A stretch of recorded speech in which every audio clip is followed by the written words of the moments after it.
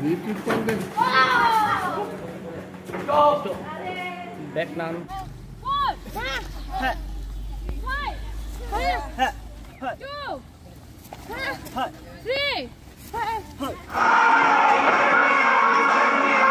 মোৰ নাম শ্ৰী বিজন্ত মেছ মোৰ ঘৰ হ'ল বালিজুৰি টেঙাবস্তি মই চতিয়া কলেজৰ পৰা ডিগ্ৰী সম্পূৰ্ণ কৰিছো এটা কি বক্সিংৰ প্ৰশিক্ষণ হয় আৰু ক'ত খেলিছা তুমি মই আগতে গুৱাহাটী ডিস্ট্ৰিক্ট এৰি খেলিছিলো হয়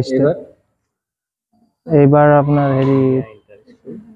কুচবুফানগঞ্জত তাত খেলিবলৈ গৈছিলো প্ৰথম হয় নেশনেল খেল কি পালে মই মেডেল ফাৰ্ষ্ট হ'বলৈ চেষ্টা কৰিছিলো কিন্তু সিলভাৰ মেডেল পালো এবাৰ সেকেন্ড হলো আৰু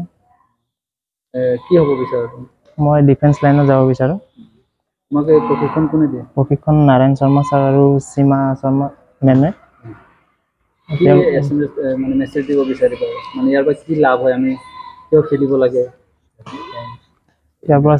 সেলফ ডিফেন্স আৰু লগতে কিছুমান হেৰি ফিজিক্যাল ফিটনেস আৰু লগতে আপোনাৰ চাকৰি হেৰি কাৰণে চাকৰি ক্ষেত্ৰত সাৰ্টিফিকেটৰ প্ৰয়োজন হয় সেই কাৰণে মানে প্ৰয়োজন হয় লাগে আৰু ঘৰত কেনেকৈ সাপোৰ্ট কৰে ঘৰত সাপোৰ্ট কৰে সেই কাৰণে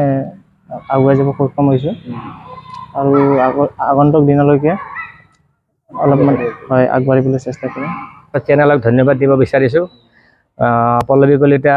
মোৰ টুপি একাডেমি আৰু ওৰাঙৰ পৰা এজন গৈ পেলাই 8জন আমাৰ টোটাল ষ্টুডেণ্ট গৈছিলে কোচবিহাৰৰ তুফানগঞ্জত 24-25 তাৰিখে all over India inter school আৰু কলেজ বক্সিং চেম্পিয়নশ্বিপ অনুষ্ঠিত হয় তাৰে আমাৰ 8জনৰ পৰা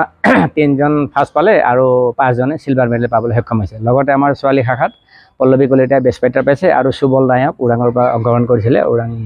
ক্লাবৰ পৰা তেখেতে ল'ৰা শাখাত বেষ্ট ফাইটাৰ পাবলৈ সক্ষম হৈছে গতিকে বহুত ভাল লাগিল কিন্তু যেনেকৈ হ'ব লাগিছে ৰিজাল্ট তেনেকৈ হোৱা নাই 5জনৰ পৰা 8জনৰ পৰা 3জনে ফাৰ্ষ্ট পজিশ্যন পালে 5জন সিলভাৰ মেডেল পালে গতিকে আৰু আগলৈ চেষ্টা কৰিম কিমানখিনি পৰা যায়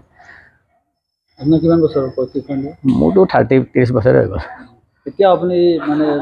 ডেকাই হৈ আছে প্ৰেক্টিছৰ বাহাদুৰি এক্সাৰচাইজটো চবেই কৰিব লাগে কাৰণে কাৰণ আজিকালি মানুহ ইমান মন কাৰণে নিদিয়ে চৰকাৰেও চেল্ফ ডিফেন্সৰ নামত ইমান টকা খৰচ কৰিছে স্কুলবিলাকত কিন্তু ষ্টুডেণ্ট সিমান যিমান মন কৰিব লাগিছিল সিমান ইণ্টাৰেষ্ট দি পেলাই নিশিকে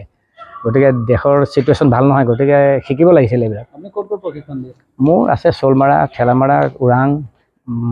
হাবিগাঁও ৰৌতা ধনচিৰিঘাট তাৰপিছত ৰৌমাৰী সোণামুখ টুপিয়া জামুগুৰি এনেকৈ বিভিন্ন ঠাইত মোৰ একাডেমি আছে মই কিক বক্সিং কুমফু অল গেমত হেৰি কৰোঁ বক্সিঙত এইবাৰ গৈ আহিলোঁ বহুত প্ৰয়োজন কাৰণ আগৰটো অলপ বেলেগ আছিলে বৰ্তমানটো মাহে মাহে দিনে দিনে ঘটনা ঘটি আছে গতিকে সকলো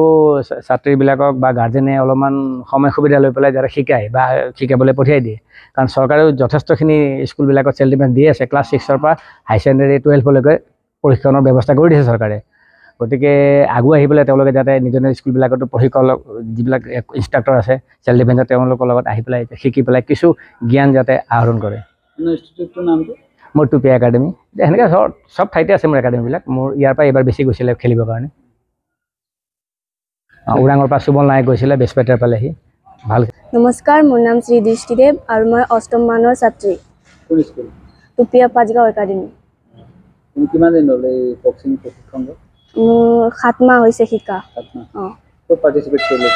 এইটো কোচবিহাৰ তুফানগঞ্জত কি মেডেল পালা তুমি মই সিলভাৰ মেডেল ক'ৰ অপনেণ্ট দিছে তোমাৰ অপনেণ্ট কোন আছিল মোৰ অপনেণ্ট আছিলে নাৰায়ণ শৰ্মা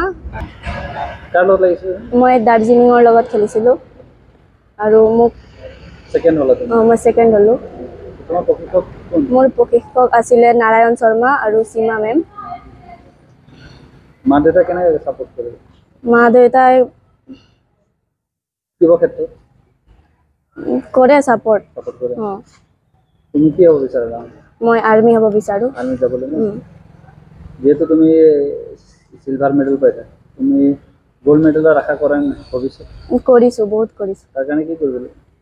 আৰু চেষ্টা কৰিম হাৰ্ড ৱৰ্ক কৰিব লাগিব